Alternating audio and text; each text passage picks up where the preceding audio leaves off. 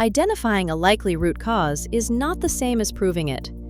Without validation, you might act on a plausible theory that turns out to be wrong, wasting resources and leaving the real cause untouched.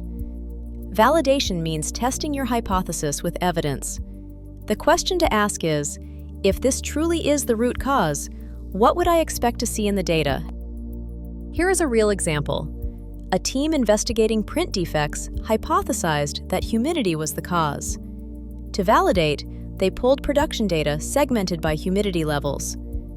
On days above 70% relative humidity, the defect rate was 8.3%. Below 70%, it was 1.1%. That correlation, combined with a physical explanation of how moisture affects ink adhesion, validated the root cause with confidence.